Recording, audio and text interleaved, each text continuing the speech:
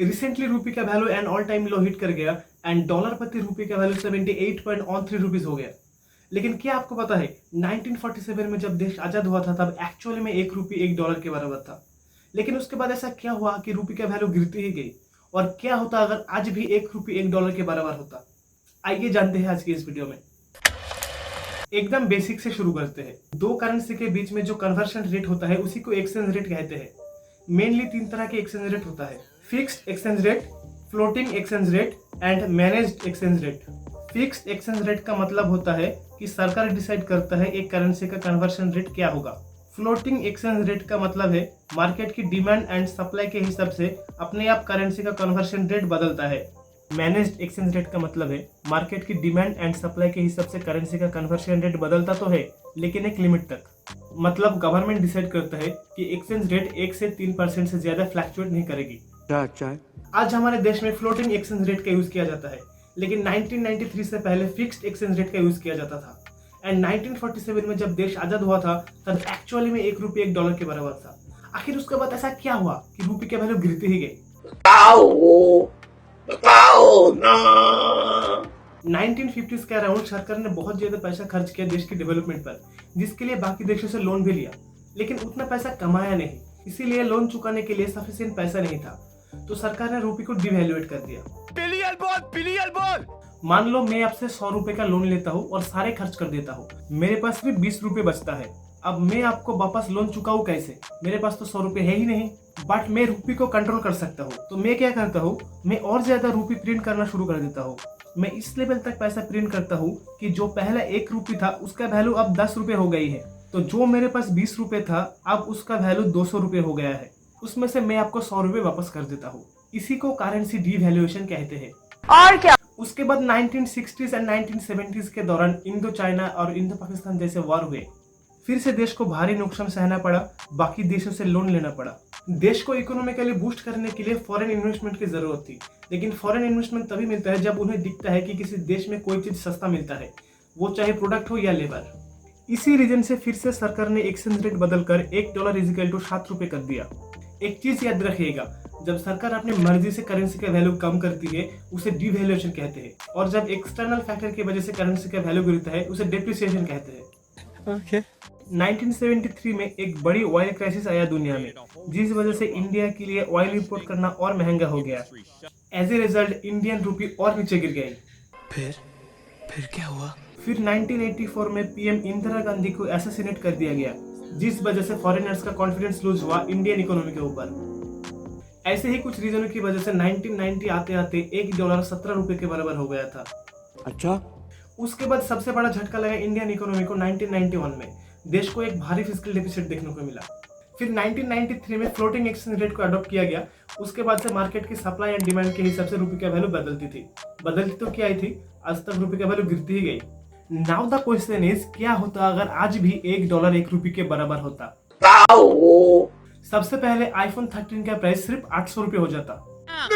आपके लिए फॉरेन में छुट्टी मनाना आसान हो जाता। यूरोप जैसे देशों में आप हजारों में घूम सकते थे, लाखों खर्च करने की जरूरत नहीं पड़ता। मैं नहीं मानता। फॉरेन में पढ़ाई करना भी सस्ता होता। इंपोर्ट कॉस्ट कम हो जाता। इंडिया जो पेट्रोल इंपोर्ट करता है उसके लिए बहुत कम पैसा लगता। डॉलर रुपये के बराबर तो शायद नहीं हो पाएगा, लेकिन हम अपनी इकोनॉमी को स्ट्रॉन्ग कर सकते हैं इंडियन प्रोडक्ट एंड सर्विस को यूज करके, जैसे कि फोन पे एक इजी टू यूज ऐप है, कोई भी यूज कर सकता है। और अब तो आप इंश्योरेंस भी ले सकते हो फोन पे के जरिए। तो देर किस बात की है, डिस्क्रिप्शन की लिंक से अभी डाउनलोड करें फोन पे।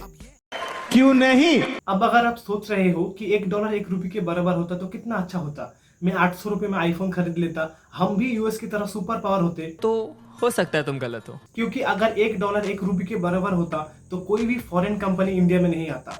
क्योंकि जितने भी फॉरेन कंपनी इंडिया में आते हैं वो सिर्फ इसीलिए आते हैं क्योंकि उन्हें इंडिया में सस्ता लेबर मिलता है। अब अगर डॉलर और रुपये बराबर हो जाएगा तो वो लोग इंडिया में एम्प्लॉय रखने की जगह यूएस में ही रख लेंगे, या फिर ऐसे देश में जाएंगे जहां पर उनको सस्ते में लेबर मिलेगा। सही बात है। इंडिया में ऑलमोस्ट 60% जीडीपी का कंट्रीब्यूशन सर्विस सेक्टर से आता है, and service sector 32% employment provide करता है। और service sector mainly IT sector, जो फॉरेन कंपनीज इंडिया में आकर ऑफिस सेटअप कर रखी है या फिर कॉल सेंटर सेटअप कर रखी है। अब इन कंपनीज का मेंटेनेंस कॉस्ट बढ़ जाएगा अगर $1 1 रुपये के बराबर हो जाएगा तो, इंडियन लोगों की सैलरीज बढ़ जाएगी इन कंपनीज के लिए, इसलिए ये लोग इंडिया में ऑफिसेज को शट डाउन कर देंगे और जितने भी इंडियन एम्प्लॉयज है इन कंपनी में वो सारे अनएम्प्लॉयड हो जाएंगे। एज ए रिजल्ट देश में एक लार्ज स्केल में अनएम्प्लॉयमेंट देखने को मिलेगा एंड इकोनॉमिक क्राइसिस हो जाएगा। अच्छा, ऐसा ही कुछ देखने को मिला था 2008 की ग्लोबल रिसेशन में। बहुत सारे अमेरिकन कंपनीज डूब गए थे और उनको इंडिया के ऑफिसेज भी बंद करना पड़ा था। तब इंडिया में आईटी सेक्टर में भी गिरावट देखने को मिला था। इस सिचुएशन को देखकर एक इंपॉर्टेंट क्वेश्चन सामने आता है कि इंडिया के लिए क्या बेनिफिशियल है, एक स्ट्रॉन्ग रूपी या फिर एक वीक रूपी। इस क्वेश्चन का कोई सीधा आंसर नहीं है। नॉर्मली जो देश एक्सपोर्ट ओरिएंटेड होता है, जो देश बहुत ज्यादा एक्सपोर्ट करता है, वो लोग एक वीक करेंसी प्रेफर करती है। जैसे चाइना बहुत ज्यादा मैन्युफैक्चर करती है, इसीलिए चाइना प्रेफर करेगी एक वीक करेंसी ताकि बाकी देश उनसे ही सामान खरीदे। ऑन दी अदर हैंड जो कंट्रीज इंपोर्ट ओरिएंटेड है वो प्रेफर करेगी एक स्ट्रॉन्ग करेंसी ताकि उनको इंपोर्ट करना सस्ता पड़े। Okay. अब इंडिया की क्या है सिचुएशन? इंडिया एक इंपोर्ट ओरिएंटेड कंट्री है या फिर एक्सपोर्ट ओरिएंटेड? ओवरऑल इंडिया एक इंपोर्ट ओरिएंटेड कंट्री है। इंडिया बहुत सारा सामान इंपोर्ट करता है एज कम्पेयर टू एक्सपोर्ट। लेकिन इंडिया एक यूनिक पोजीशन पर है। इंडिया जितने भी चीजों को एक्सपोर्ट करता है उसी से ज्यादातर ग्रोथ मिलता है, उसी से मेजोरिटी ऑफ एम्प्लॉयमेंट मिलता है, जो कि है सर्विस सेक्टर। इसी इकोनॉमिक ग्रोथ के लिए इंडिया प्रीफर करती है एक वीक करेंसी को। इनफैक्ट कुछ इकोनॉमिस्ट मानते हैं इंडियन करेंसी को और गिरा देना चाहिए ताकि सर्विस सेक्टर और ग्रो करे। लेकिन कुछ इकोनॉमिस्ट इसे डिसएग्री भी करते हैं। वो लोग कहते हैं कि रूपी का वैल्यू और गिराना नहीं चाहिए। तो सॉल्यूशन क्या है? सॉल्यूशन वो है जिससे मेजोरिटी लोग एग्री करते हैं। जैसे कि हमें इंपोर्ट डिपेंडेंसी कम करना होगा ऑयल जैसे चीजों में। इंडिया बहुत ज्यादा ऑयल इंपोर्ट करता है जिससे कि खर्चा बहुत बढ़ जाता है। कैसे?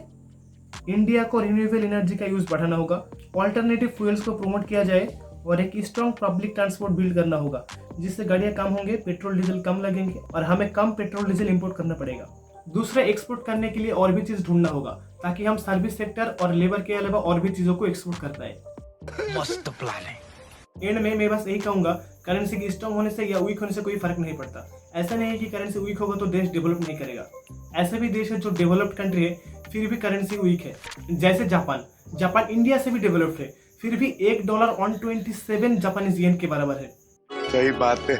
आई होप ये वीडियो आपको इन्फॉर्मेटिव लगा होगा। अगर आप इस तरह के और वीडियो देखना चाहते हो तो चैनल को सब्सक्राइब करके प्लेलिस्ट को चेकआउट करो। और हाँ, डिस्क्रिप्शन पर फोन पे का लिंक मिल जाएगा।